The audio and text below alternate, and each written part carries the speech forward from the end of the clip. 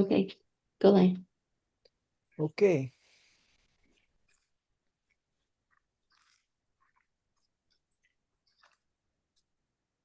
Well, hello again, everyone. This week we're going to look at a couple of shorts. Should be done within an hour, couple of minutes longer, maybe. Uh, we're going to begin with the Gog Magog War in part one.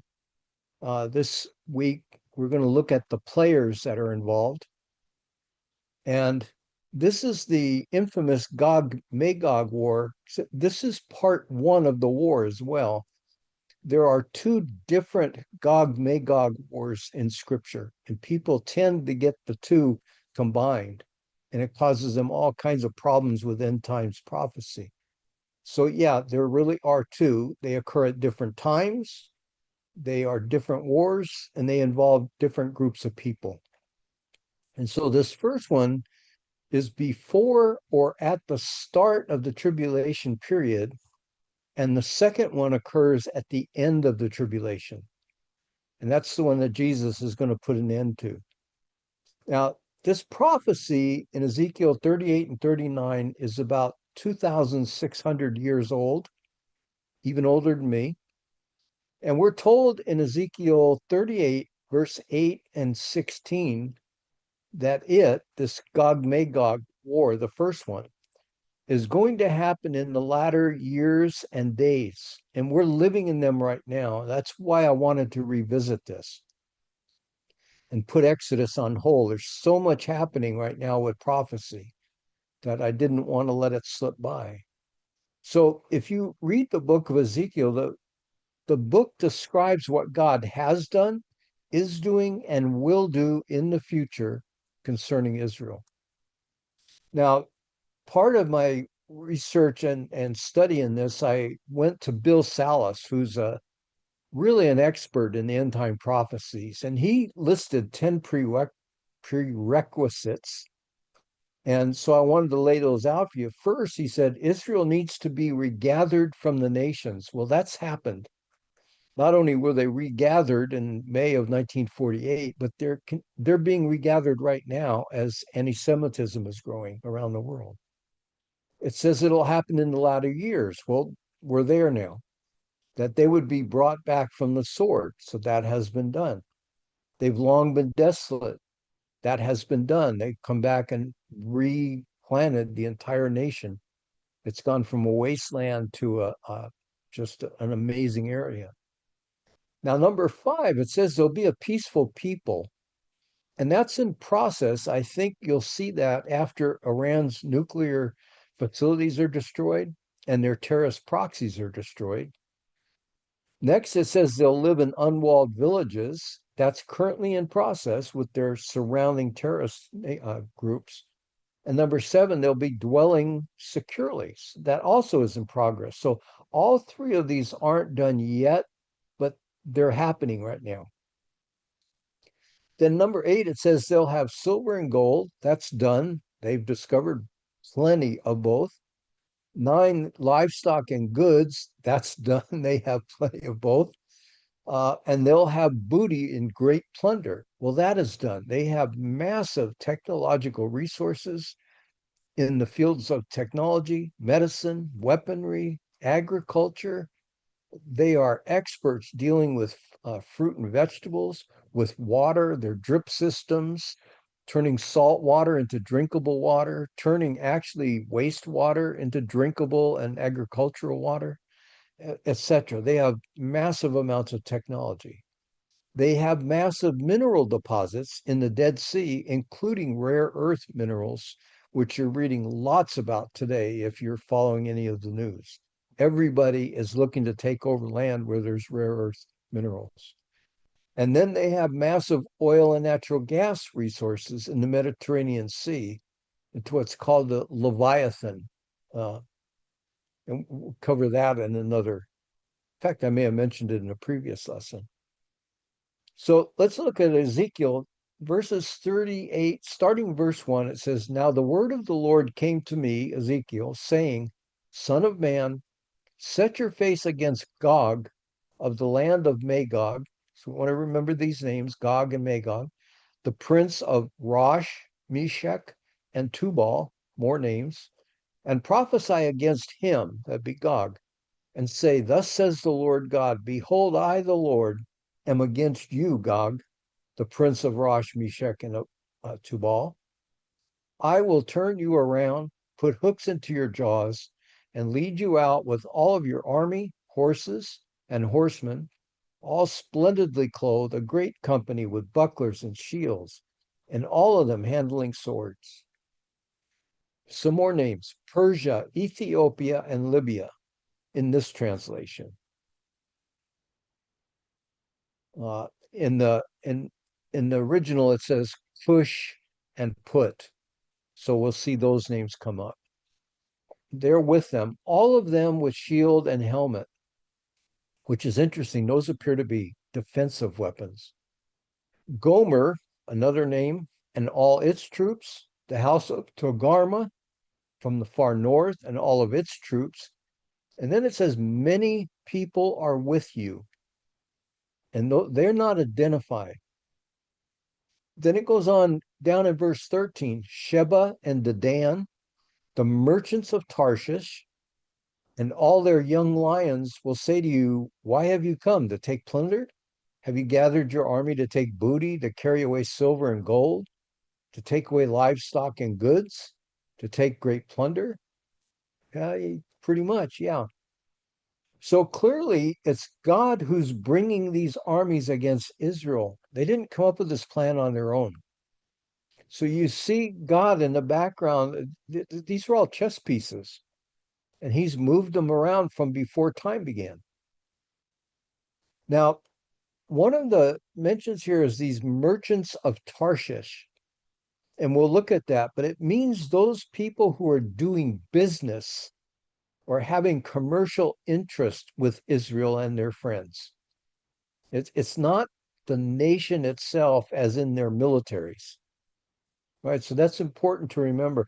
Merchants of Tarshish is people from these, whoever Tarshish is, that has a commercial interest with Israel.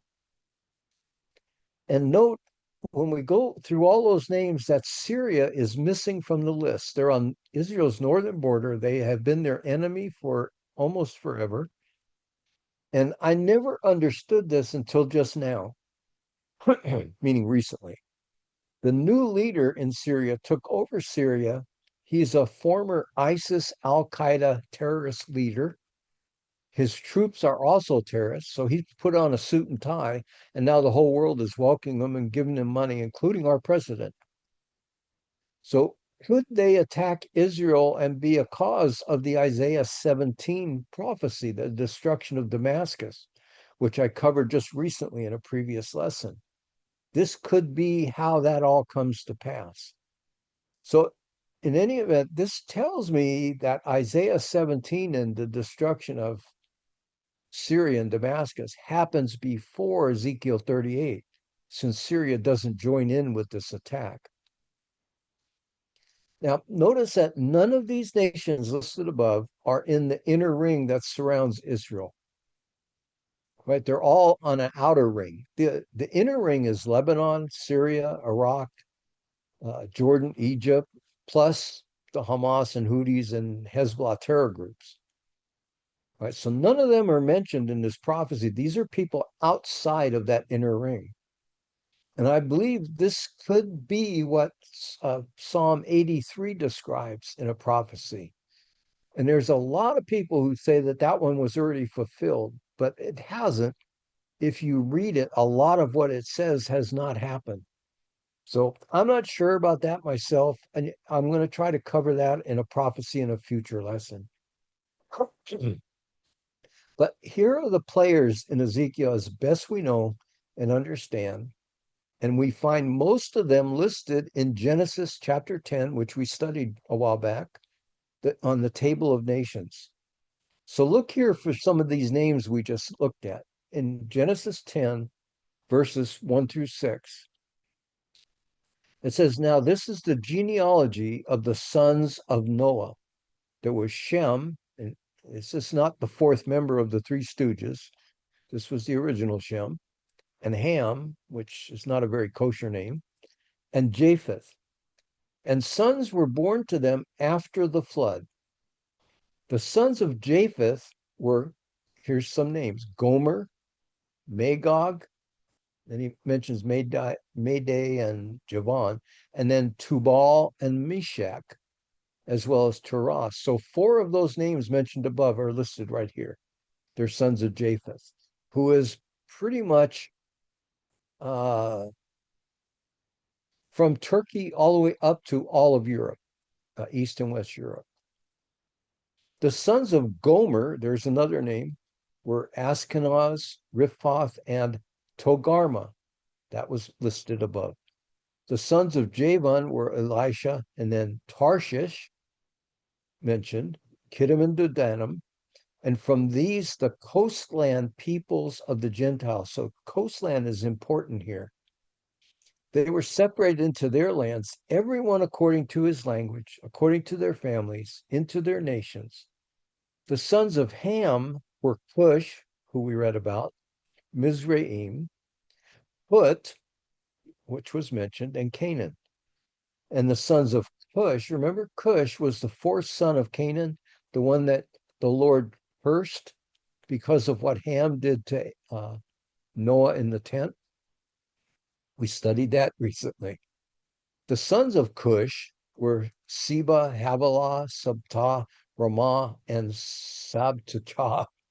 And the sons of Ramah were, here's some more names we heard of: Sheba and Dedan.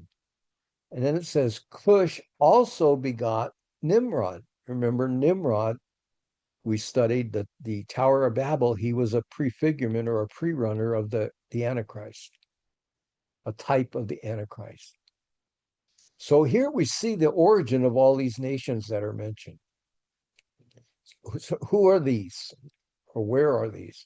Well, Gog refers to a leader or a ruler who's thought to be the leader of Russia, who's going to lead this effort. He's the one that the Lord is going to put a hook in his jaw.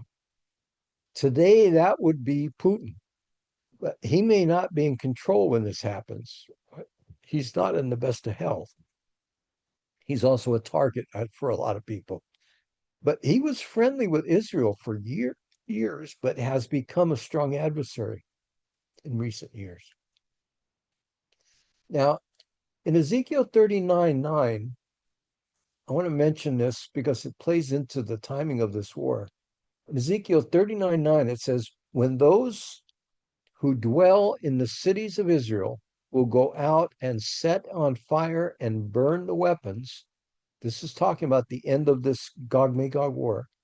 Both the shields and the bucklers, the bows and the arrows, the javelins and the spears, and they will make fires with them for 7 years. So we're told when this war ends, and we'll be studying that at a later lesson, Israel's going to have to be burning all of these weapons for 7 years.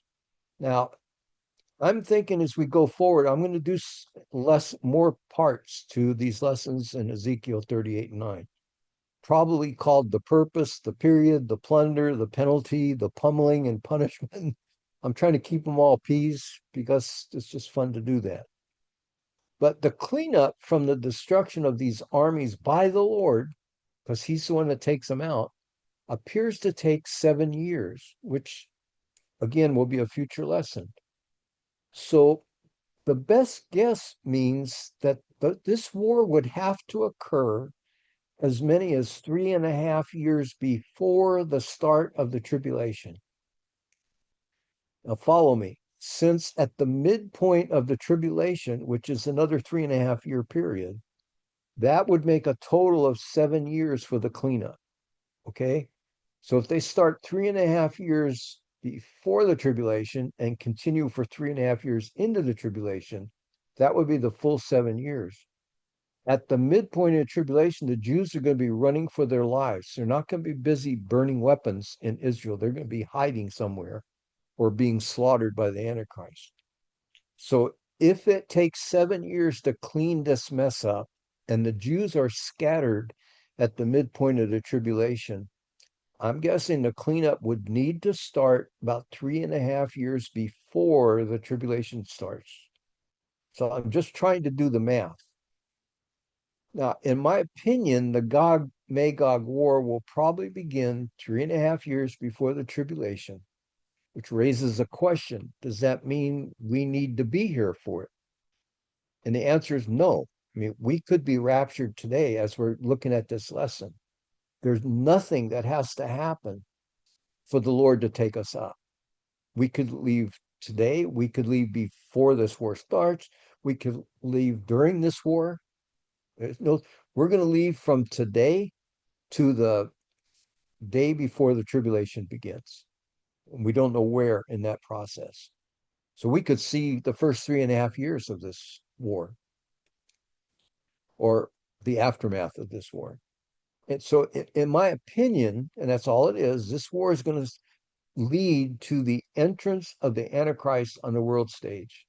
He's going to show up on the scene. Nobody knows where he came from. Nobody's really given him any notice up to this point. And he's going to bring peace. The first seal in Revelation chapter 6, bring peace on the world stage.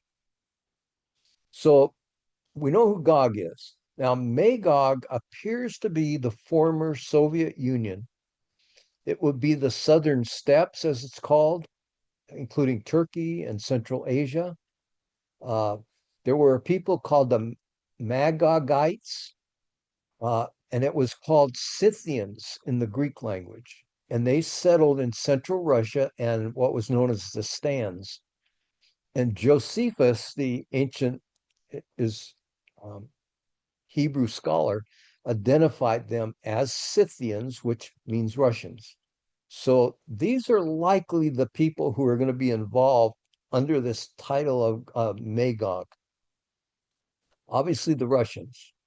And the stands would be people like Kazakhstan, um, Uzbekistan, Kyrgyzia, Turkmenistan, Tajikistan, and possibly Pakistan, Afghanistan, and the local newsstand. I just made that one up. But the Russians were the early users of horses. Remember, it said horses and bucklers and so on and so forth.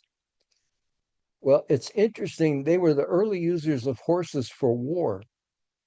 And this is going to show up later in Ezekiel 38 and 39. And in fact, today, Russian soldiers are riding horses in the war against Ukraine because of the weather. The land is so muddy, they can't move their tanks and military vehicles through the mud. So the soldiers are actually riding horses. Kind of an interesting tidbit. Now, Pakistan, when I mentioned, was just at war with India. As of today, they have called a ceasefire. What's scary is Pakistan and India both have nuclear weapons. So this could have really gotten ugly. Turkey is currently supporting Pakistan. Afghanistan was stupidly relinquished to the Taliban, of all people, by guess who? Our previous leader. He gave them $85 billion in cash, 600,000 military weapons, 75,000 military vehicles, and 200 military aircraft. And then we left our US citizens there, our allies, and all the Afghanis that helped us fight the war against the Taliban. So watching this, well, I call it a gaffe. It prompted Putin to go into Ukraine. He saw that there was not going to be any opposition from the US, and he didn't get any. He went into Ukraine and all we said is don't, right? Don't. And that's what that leader said several times to several people, and it meant nothing. So since the Taliban couldn't use much of the military stuff left behind, guess what? They traded it to Russia and China. So Russia and China have all of our advanced military equipment that they can reverse engineer, not only use it, but reverse engineer it and make their own. So much of this prophecy is falling right into place today. Now, what's Rosh? Well, Rosh, again, is probably Russia. Some people say it's not Russia at all. I don't agree, but I thought I'd mention it so you know. It says I look at a map and I see Russia as being in the far north. And it all depends on which Bible translation you use and whether you see Rosh as a common or a proper noun, because it would help you decide what Rosh means. So both commentators, Andy Woods and Mark Hitchcock, go along with Russia, and I agree with them, but many others do as well. Now, Putin of Russia has already taken Georgia, Crimea, and now more of Ukraine. If you look at a map, guess what? He's headed in a southern direction from the far remote parts of the north towards Israel. So he didn't have far to go for the Lord to pull him down with the hook. And he has a track record for this stuff. And so he also said he doesn't recognize Israel's right to Jerusalem, Judea, Samaria, or the Golan Heights. So is this Russia? In my opinion, it is not a hill to die on. But you look at the map and tell me what you see to the far north. North of us is Turkey, and beyond that, to the farthest point north is Russia. Now, which direction is north? Right? I mean, we could north from where? Well, God says that Israel is the center, in Hebrew, literally the belly button of the world. That's in Ezekiel 5:5 and 38, verse 12. So if Israel's the belly button, look at it as the belly button, look straight up for the head and look at a map, and Russia is at the far north. Now it mentions Meshech.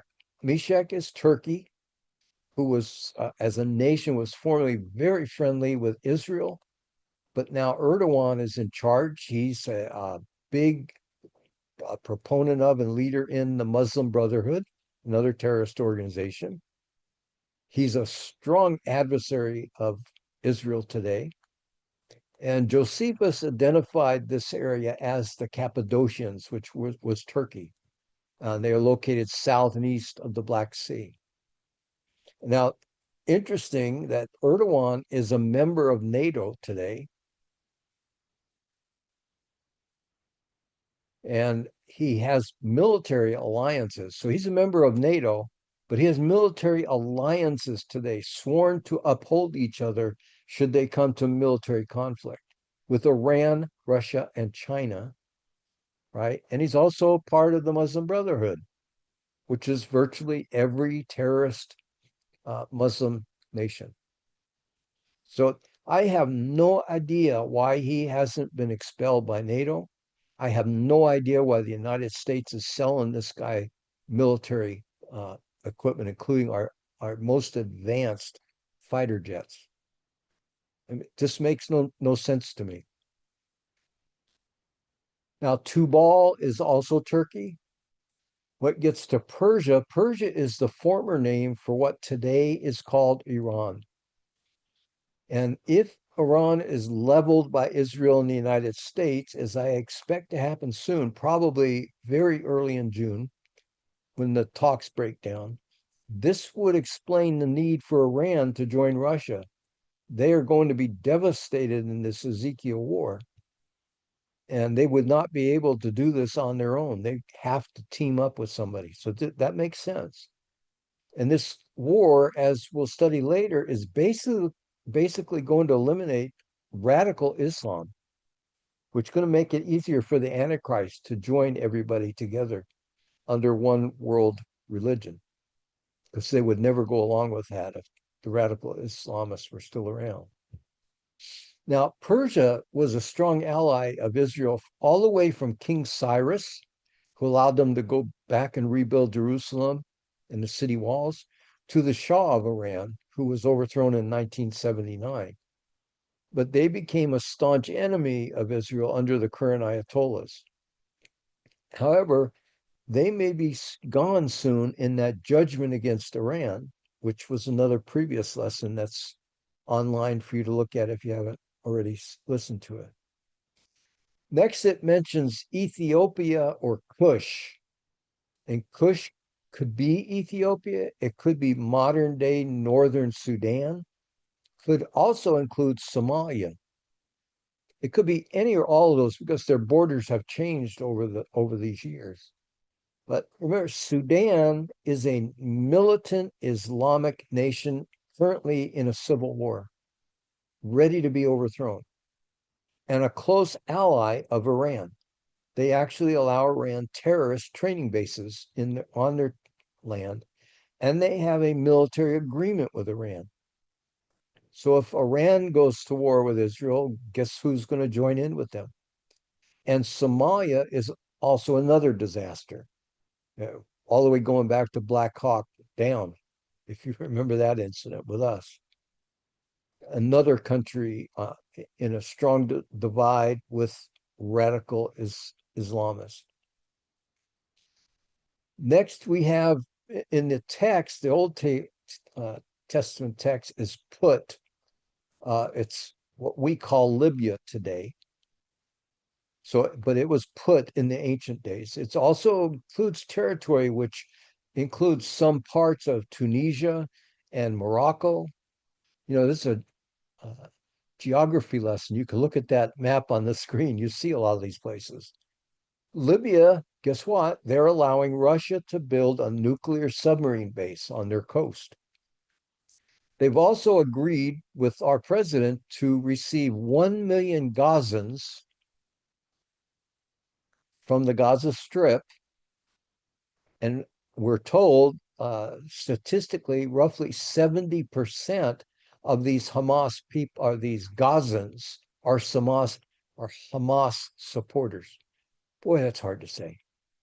1 million Gazans, 70% of which support Hamas. And they're being relocated to Libya. I think a judge put a stop to it now. We've sent thousands over so far.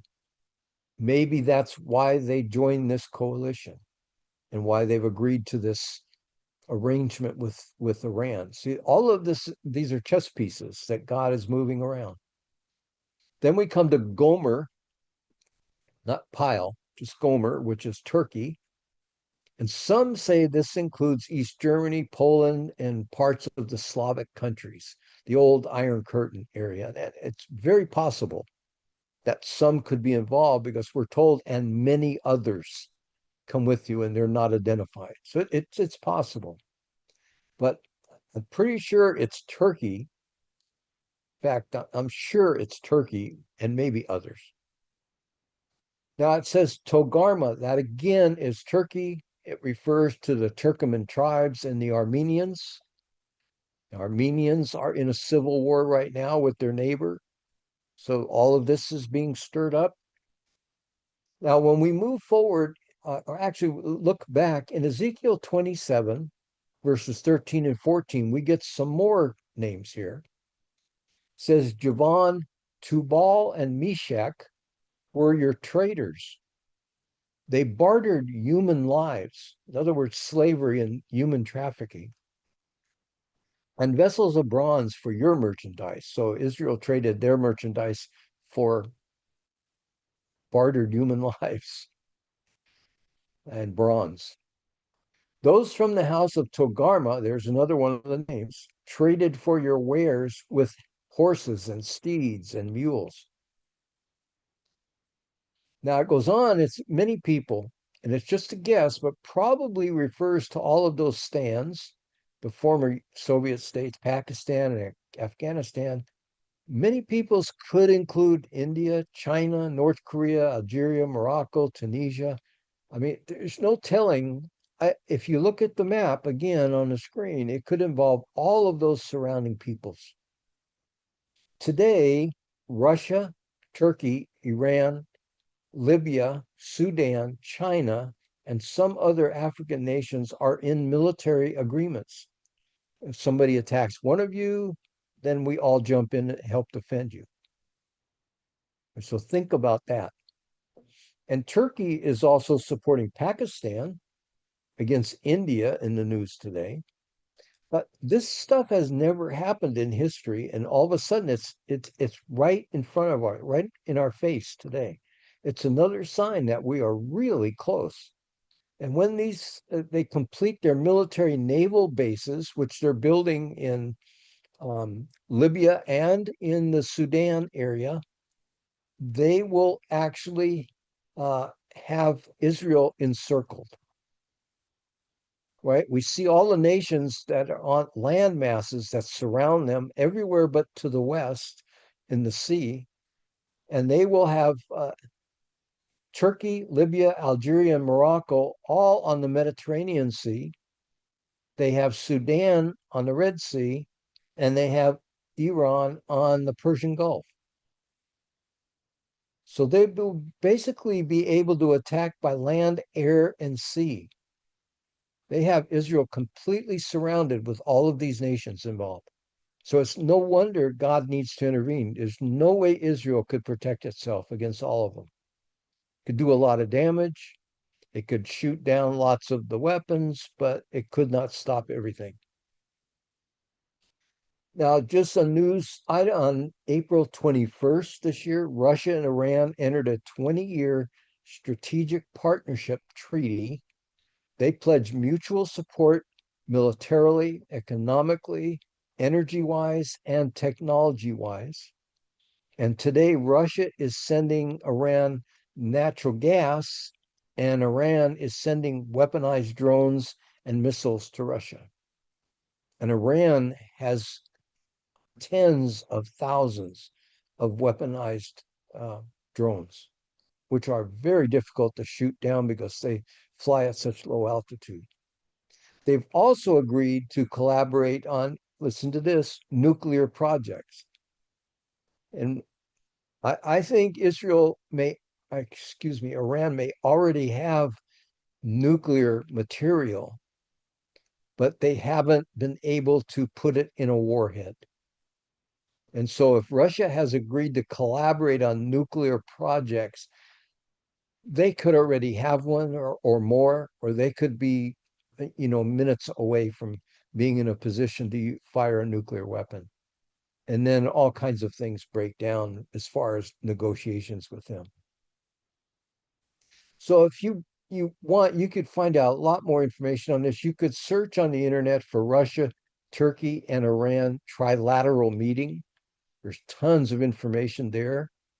Also, any of these three with the military alliances, look up them with military alliances and see how they're connected. I mean, it's right out of Ezekiel 38.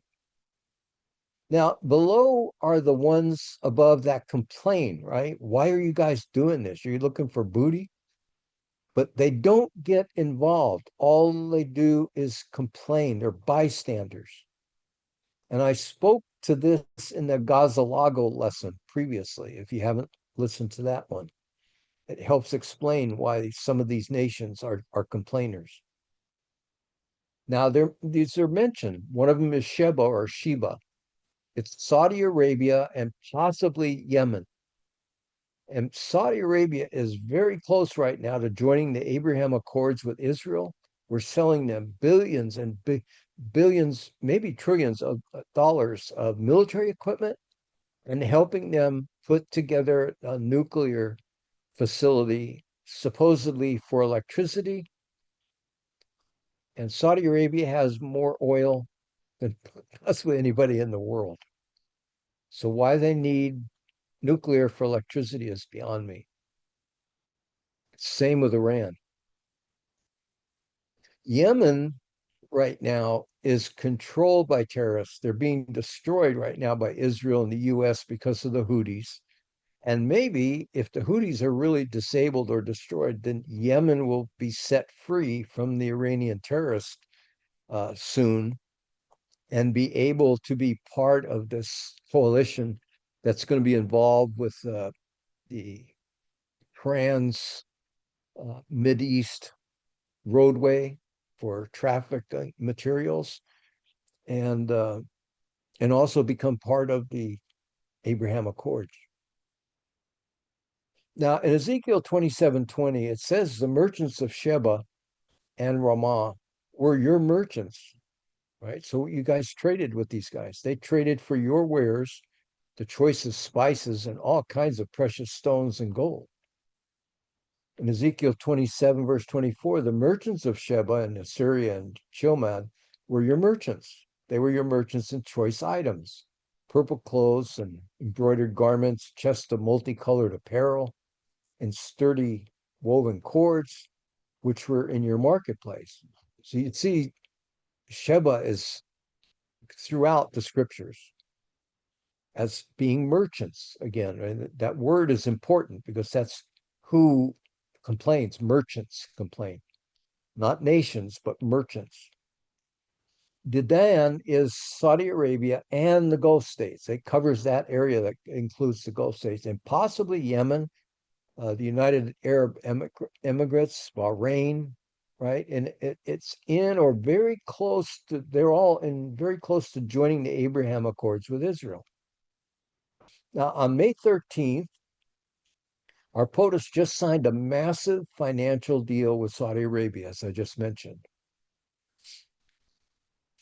In Ezekiel 27, verses 15 and 20, if you go back, it says, the men of Dedan were your traders. Many isles were the market of your hands. So this would identify these nations that are on the sea there, around off the shores of Saudi Arabia and all of these small nations. They were the market of your hand. They brought you ivory tusks and ebony as payments. Dedan was your merchant in saddlecloths for riding. Now it gets to Tarshish, and that could be Spain, Morocco, Algeria, or the UK and the British Isles. So Tarshish refers to tin, Tin, tin, and the UK was the major provider of tin for the world. So it really kind of points to the UK, maybe all of them. And then the young lions, if it was either Spain, Morocco area, or the UK, then think about young lions. Who came from those nations? Well, the nations that were started by Spain included everything in Latin America, also Columbus coming to the United States. And if you look at the UK, well, they started with the pilgrims settling over here, right? Possibly the US, Canada, Australia. So young lions could be any or all of these countries, which would include us. So are we in the Bible? I don't know, but we could be. Now, there's a number of mentions of Tarshish. In Psalm 72:10, it says, the kings of Tarshish, the UK or Spain, and of the isles, or in Hebrew, coastlands, will bring presents. So think of people on the coast. That would be the UK, that would be Spain, that would be the United States, Canada, and Australia, right? Coastlands. Psalm 48:7, and when you break the ships of Tarshish with an east wind, we could read right by that. Tarshish has ships. All of those nations have ships. And it be destroyed with an east wind. Well, where does the east wind come? Right? From the east. So that would mean these nations would be where? West of Israel. So again, the UK, Spain, the United States are all to the west of Israel. So it tends to point in that direction. In Ezekiel 27:12, Tarshish was your merchant because of your many luxury goods. They gave you silver and iron and tin and lead for your goods. In Ezekiel 27:25, the ships of Tarshish were carriers of your merchandise. So they took Israeli merchandise to those nations and to the world. In Isaiah 23:6, cross over to Tarshish, wail, you inhabitants of where? The coastlands. In Isaiah 60, verse 9, surely the coastlands shall wait for me, and the ships of Tarshish will come first to bring your sons from afar. In Isaiah 66:19, I will set a sign among them, and those among you, among them who escape, I will send to the nations. To Tarshish, to the coastlands that are afar off, who have not heard my fame nor seen my glory. Now, if I think of Spain, Spain is not really too far off from Israel, but the UK is, and the US and Canada, Australia seem to be pretty far off. So this kind of gives us some direction here. Dr. Church wrote an inscription discovered in 1780, that's a long time ago, on a cliff above Mount Hope Bay in Bristol, Rhode Island. For anyone listening that's rather young and gone through the school system in recent years, that's in the United States, Rhode Island. It's one of our states. It contained an engraving that read, "Voyagers from Tarshish, this stone proclaims." So there's a stone talking about Tarshish in Rhode Island, United States. Harvard University has found 5 locations within the United States where the merchants of Tarshish had colonies. Okay, so that's another clue. Dr. Hawking wrote, "If you ask me today if the USA is in Bible prophecy, I would have to say, on the basis of historical documentation and on the basis of the British Museum and all of its records around Glastonbury, that it begins with Great Britain, Tarshish, and undoubtedly as a seed-bearing people, it refers to the USA as the young lions." So we begin to see a lot of things pointing towards Canada, the US, and Australia. So these might be better called customers from Tarshish, right? In the Hebrew, it means merchants, a people with a commercial interest. And that's important for us to understand because we're not looking at militaries from these places, but people who are making money from these places. And that's why they complain. So why don't they, the US, do more than complain? Well, we looked at that in the previous lesson in Gazalago. They have a lot to gain with what's going to happen in the Middle East here soon if plans go according to their plans.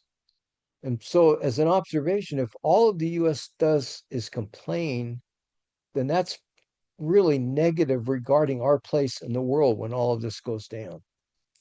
And in my mind, it would mean either we have a very weak political leader at that time, or we're no longer an ally of Israel, or that we no longer have a strong military presence.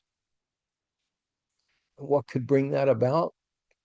I mean, the passing of the president, the elimination of the president, an election where somebody that isn't the current president has an entirely different perspective on the land of Israel. I mean, there's just a number of things that could take place.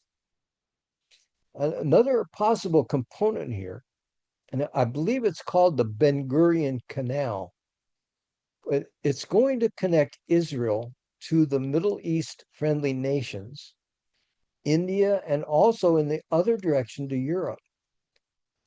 So it's going to go from the Middle East and through the seas there in the Middle East, up through in the Suez Canal, and on into all of the European nations. So this is a massive undertaking that India is involved, Saudi Arabia is involved, we want to be involved in it, Israel's involved in it, and it'll allow trade to go on from the Far East all the way to the United States. And so this would explain why these complaining nations, including India, as they all would lose tremendous financial opportunities because of the Gog invasion. Now, I hope this helps you understand the players here and also the reasons why some of these people are going to complain. And I'll dig deeper into the prophecy in future lessons. I think the next lesson, part 2, I want to deal with the reason for the coming attack. And so I'm also going to try to give you some ideas about the timing of this first war. So as I close this lesson out, let me just highlight some current news items to think about. CNN on May 19th said the leaders of the United Kingdom, France, and Canada threatened on Monday to take concrete actions, including sanctions, if Israel does not stop its renewed military offensive and continues to block aid from Gaza. Right? So these have been friendly, supportive nations for years. All of a sudden, they're going to start sanctioning Israel for aid to Gaza, which is there and it keeps getting stolen by Hamas because nobody protects it. And then they sell it to the Gazans at exorbitant prices. So we see former allies turning on Israel, anti-Semitism.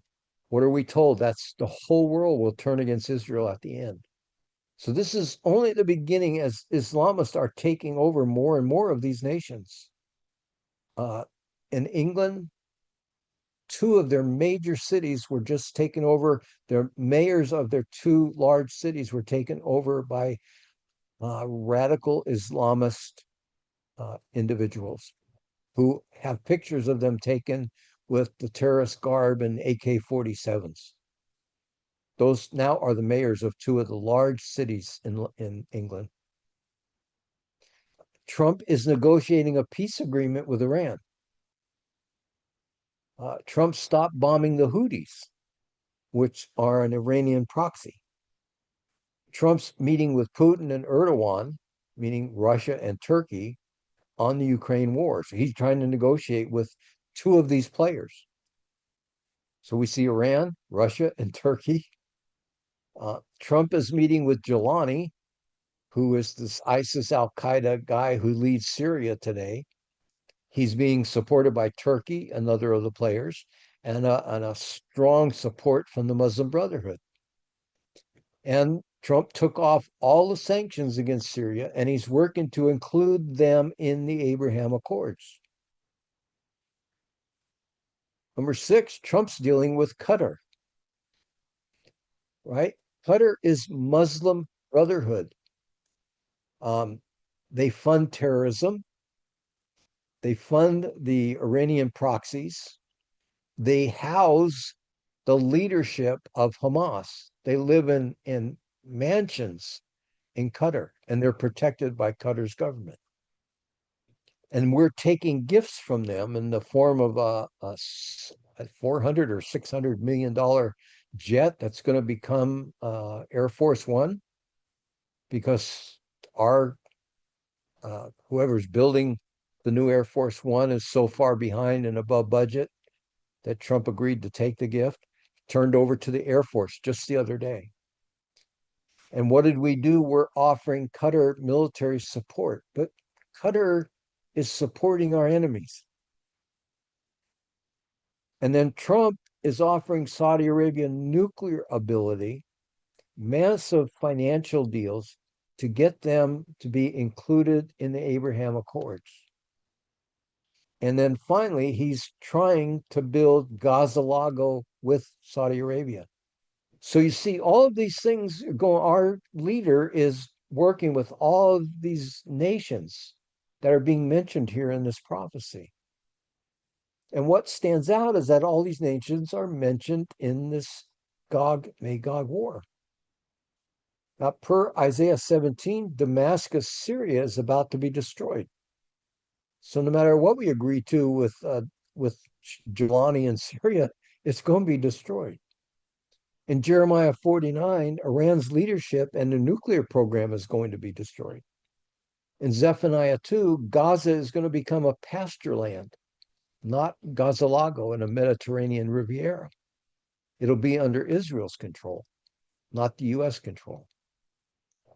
So when I'm reading this prophecy and I'm looking at what's happening today in the world and in the news, I think Trump supports Israel today, but it's a secondary issue. And first on for him is his legacy. He wants no wars.